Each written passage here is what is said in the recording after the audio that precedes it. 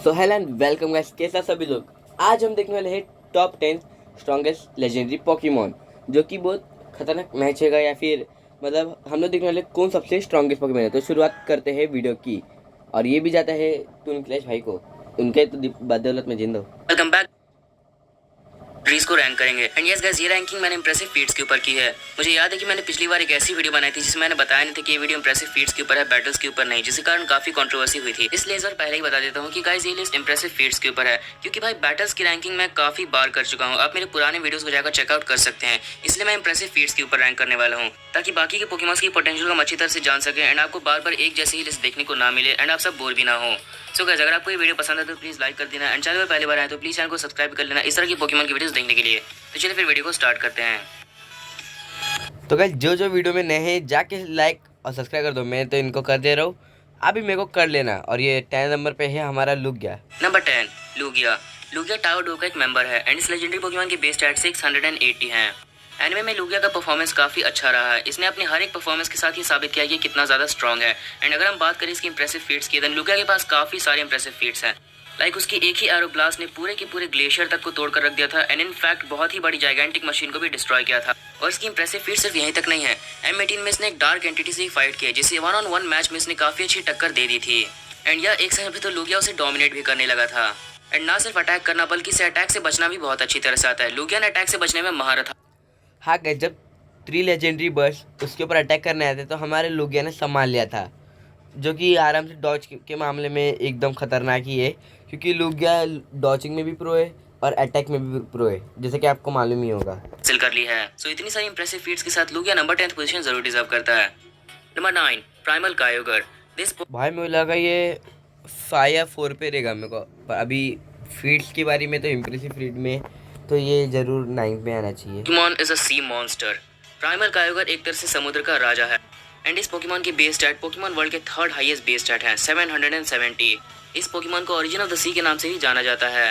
Anime में primal कायोगर का भी परफॉर्मेंस काफी अच्छा रहा है। एंड अगर हम बात करें इसकी इंप्रेसिव फीट्स की, इसके पास भी काफी सारे इंप्रेसिव फीट्स हैं। जैसे कि इसकी ओरिजिन पल्स को ही ले लो। इसके ओरिजिन पल्स ने कितना बड़ा एक्सप्लोजन किया था ये मुझे बताने की बिल्कुल भी जरूरत नहीं है।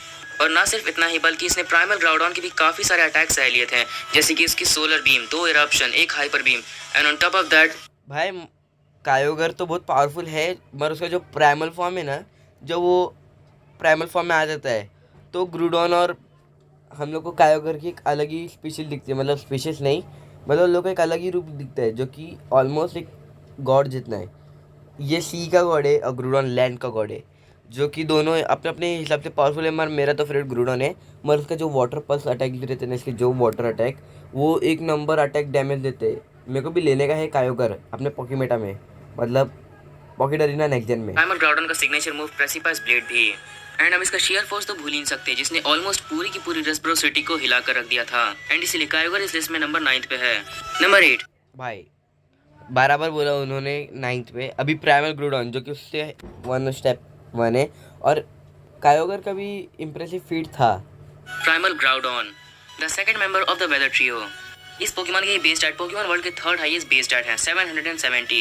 और इस पोकेमॉन को ग्राउंड बियरर के नाम से भी जाना जाता है। प्राइमल ग्राउडॉन की भी इंप्रेसिव फीट्स ऑलमोस्ट प्राइमल कायोगर की तरह ही हैं। लाइक उसकी प्रेसिपाइस ब्लेड की शॉक वेव ने सारे के सारे हेलीकॉप्टर्स को काफी दूर फेंक दिया था। एंड सिर्फ इसका प्रेसिपाइस ब्लेड ही नहीं, इसने जितने ही मूव्स XY S3 में परफॉर्म किए हैं उन सभी की पावर काफी ज्यादा थी। एंड इसने एक साथ 6 प्रेसिपाइस ब्लेड फायर भी किए हैं।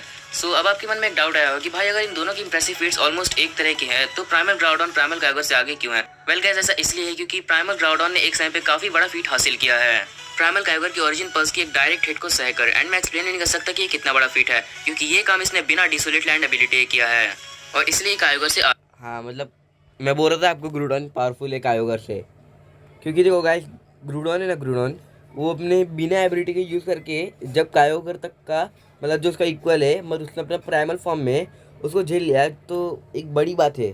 मतलब उससे इम्प्रेसिव फीट कुछ ज़्यादा ही इम्प्रेसिव है। नंबर 7 येवेल्टल।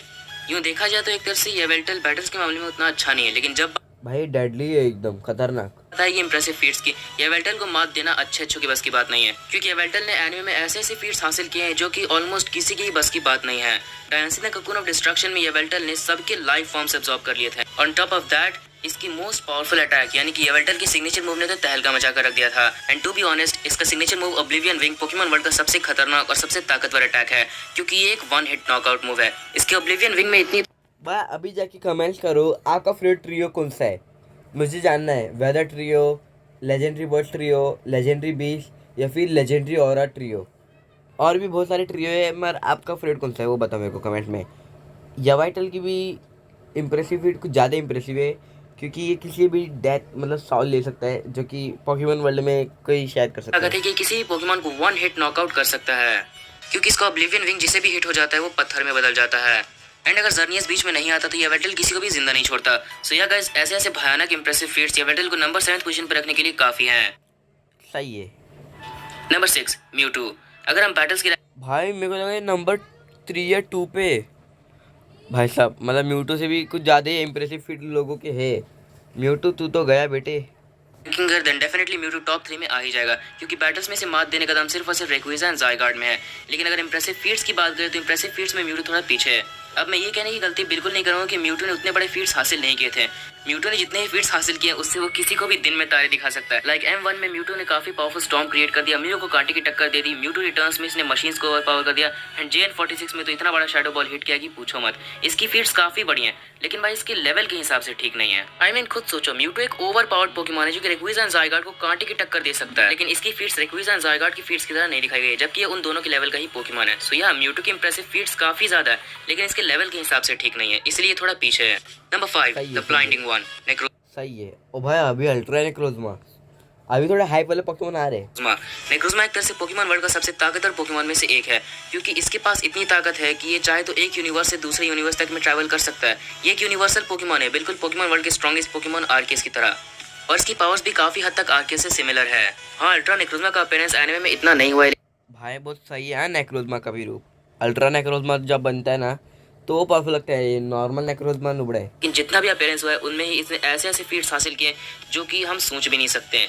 लाइक उसने एक पूरे मीटियोर को डिस्ट्रॉय कर दिया था, अलोला की पूरी लाइट चुरा ली थी, एंड एक वेस्टलैंड को अपनी पावर्स का इस्तेमाल करके काफी आसानी से काफी तेजी से पूरी तरह से रिवाइटलाइज कर दिया, बिल्कुल आर्केस की तरह। एंड अलोला में जितनी भी लाइट है वो अल्ट्रा नेक्रोजमा के कारण ही है। सो या गाइस, इतने सारे फीट्स के साथ अल्ट्रा नेक्रोजमा डेफिनेटली टॉप 5 में तो आएगा ही। तो चलिए बढ़ते हैं नेक्स्ट नंबर की तरफ। Number 4 the warrior Pokemons Zacian and Zamazenta. इसे प्लीज भाई मेरे को लगा ज़ेशिन और ज़माज़ेंटा नहीं है, ये मेरा आ गए। सीरियसली मत लेना, ये बस मेरा ओपिनियन है। मैं जानता हूँ इनका अपीयरेंस बहुत ही कम समय के लिए हुआ है, लेकिन इतने कम टाइम में ही ज़ेशिन एंड ज़माज़ेंटा ने काफी आसानी से काफी हाई लेवल की फीट्स हासिल किए हैं। लाइक अगर हम इनकी स्पीड के ऊपर नजर डालें तो ज़ेशिन एंड ज़माज़ेंटा की स्पीड ऑलमोस्ट पोकेमॉन वर्ल्ड की fastest Pokemon Mega Mewtwo Y की जितनी है। एंड नॉट ओनली दैट, इन दोनों के Behemoth Blade and Behemoth Bash के कॉम्बिनेशन अटैक ने ड्रैगन असेंट की भी एक्सप्लोजन को भाई अटैक में मतलब ये रूप में लोग बहुत सही लगते पीछे छोड़ दिया था। And as far as I think, मुझे लगता है कि वो एक्सप्लोजन ऑलमोस्ट पूरे गैलार्ड पार्टिकल्स को कवर कर चुका होगा। एंड या इनका सबसे बड़ा फीट हम भूल नहीं सकते हैं, इन दोनों ने मिलकर इटर्नामैक्स इटर्नाइटस को हरा दिया था। गैलार रीजन में इन लोग ने इटर्निटस को हराया था। जिन लोग को मालूम है उनको उनको मैं, जिन लोग को नहीं मालूम है उनको मैं बता देता हूँ। क्योंकि ये दोनों छोटे छोटे पप्पी ने एक बड़े ड्रैगन को हराया है। और ये लोग का जो ये बड़ा फॉर्म आया था ना, मतलब इन लोग अपने विकसित रूप में गए थे जिसमें इन लोगों ने इटरमैक्स इंटरनेटस को हराया था इन लेस देन 1 मिनट। सो या भले इनका अपीयरेंस काफी कम टाइम के लिए हुआ है, लेकिन ज़ेशिन एंड ज़माज़ेंटा ने इतने कम टाइम में तो आप देख सकते हो, देख सकते हो काफी हाई लेवल की फीट्स हासिल कर लिए हैं। Number 3 the atmospheric beast mega Rayquaza. Mega Rayquaza Pokemon world के स्ट्रॉन्गेस्ट भाई रेक्वाजा हर लिस्ट में आना चाहिए। हर स्ट्रॉन्गेस्ट पोकेमॉन का नाम लिया जाए उसमें रेक्वाजा ना हो, ऐसा कभी नहीं हो सकता। पोकेमॉन की लिस्ट में आता है क्योंकि इसके एनिमे पावर काफ़ी ज़्यादा है, एंड इसने तो ऐसे ऐसे फीट्स हासिल किए एनिमे में कि हम इमेजिन भी नहीं कर सकते हैं। जैसे कि इसकी एक ही ड्रैगन पर्स ने सारी मशीन्स डिस्ट्रॉय कर दी थी, एक ही ड्रैगोमीटियो ने पूरे के पूरे किले को तबाह कर दिया था, एक ही ड्रैगन एसेंट ने मेगा चार्जाडेक्स को काफ़ी आसानी से हरा दिया, एक ही हाइपर बीम से प्राइमल कायगो जैसे भारी भरकम पोकेमॉन को काफी दूर फेंक दिया। एंड या गाइस, मेगा रेक्विजा की सबसे बड़ी फीट्स को हम भूल नहीं सकते, जहां पर इसने प्राइमल ग्राउडॉन के 6 प्रेसिपास ब्लेड्स लिए थे। ऑन टॉप ऑफ दैट, एक ही ड्रैगन एसेंट से प्राइमल ग्राउडॉन और प्राइमल कायगो दोनों को हरा दिया था। Number 2 the defence. Mega Rayquaza एक ऐसा पोकेमॉन है जो कि वेदर ट्रियो को कंट्रोल करता है। मतलब प्राइमल कायोगर और प्राइमल ग्राउडॉन ये दोनों उसके फॉर्म है, मगर ये दोनों उसके नीचे, मतलब समझ सकते हो। रेक्वाजा मतलब मेगा रेक्वाजा लोग दोनों के ऊपर है, और रेक्वाजा ने इतने बड़े बड़े कांड किए कि आपको नहीं मालूम। ये ये एक ऐसा पोकेमोन है जो 8 लेजेंडरी पोकेमोन को मार ले आराम से, ऐसा पोकेमोन है ये। ऑर्डर ज़ाइगार्ड। ओ भाई साहब, ज़ायगार्ड आ रहा है, मैं पर्सनल फेवरेट है। ज़ाइगार्ड की पावर एनिमे में इतनी ज़्यादा है कि हम सोच भी नहीं सकते हैं। पूरे कालोस का सबसे मेन पोकेमोन ज़ाइगार्ड ही था एंड ज़ाइगार्ड पे एनिमे में काफ़ी फोकस किया गया है। लेकिन हाँ, मैं बात कर रहा हूँ 50% ज़ाइगार्ड की, कंप्लीट फॉर्म की नहीं, क्योंकि कंप्लीट फॉर्म के बारे में किसी को कोई आइडिया ही नहीं था। XY 131 से लेकर XY 136 तक सारे के सारे एपिसोड में सिर्फ और सिर्फ 50% ज़ाइगार्ड के बारे में बताया गया। तो कंप्लीट फॉर्म कितना पावरफुल होगा ये तो आप सोच ही सकते हैं। एंड अगर इंप्रेसिव फीट्स की बात करें तो वैसे तो इसके पास काफ़ी सारे इंप्रेसिव फीट्स हैं, लेकिन इसका भाई ज़ायगार्ड ने पूरे काइलास को अपने सर पर उठा लिया था, ऐसा ऐसा पोकेमोन था वो। सबसे बड़ा फीट है जायंट रॉक को हरा देना, जिसे ऑलमोस्ट पूरा का पूरा कालोस मिलकर भी नहीं रोक पाया था। एंड सही कहूँ तो मेरा मन जायंट रॉक बहुत पावरफुल है, मगर कोई उसको हरा नहीं पा रहा था, मगर ज़ायगार्ड ने उसको 1 मिनट भी नहीं लगा, मेरी बात ऐसा हरा दिया उसके पूरे 100% फॉर्म में। ज़ाइगार्ड को नंबर 1 पे रखने का था, लेकिन कुछ भी कर लो नंबर 1 पे नहीं आ सकता, क्योंकि नंबर 1 पे है the ruler of time Dialga and the ruler of space Palkia. Impressive feats की बात रही देन डियाल्गा एंड पाल्किया को मात देने का दम पोकेमोन वर्ल्ड के किसी भी पोकेमोन में नहीं है, क्योंकि इंप्रेसिव फीट्स में डियाल्गा एंड पाल्किया इतने आगे निकल चुके हैं कि हम इमेजिन तक नहीं कर सकते हैं। यहाँ तक कि अगर हम पोकेमोन वर्ल्ड के सारे लेजेंडरी पोकेमोन्स के फीट्स को एक साथ ले आए तब भी ये डियाल्गा एंड पाल्किया के फीट का 1 या आधा % नहीं होगा। भाई डीएल का पाल्किया लेजेंडरी पोकेमोन के सरदार है, उनको कौन इंप्रेसिव फीड में हराएगा? As they both individually stopped space-time distortion, which is absolutely unimaginable.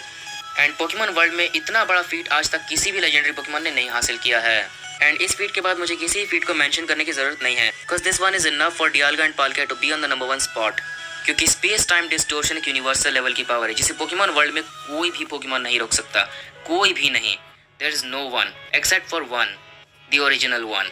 आरकेस ये लोग का पापा है तो वो कर पाएगा ना, लोग को रोक पाएगा। लेकिन वो तो भैया ठहरे मिथिकल पोकेमोन, उन्हें हम लेजेंडरी में इंक्लूड नहीं कर सकते हैं। सो या इतने भयंकर इंप्रेसिव फीट के बाद डियाल्गा एंड पाल्किया को नंबर 1 पे आने से कोई नहीं रोक सकता है। सो या गाइस, आज की वीडियो बस यहीं तक थी।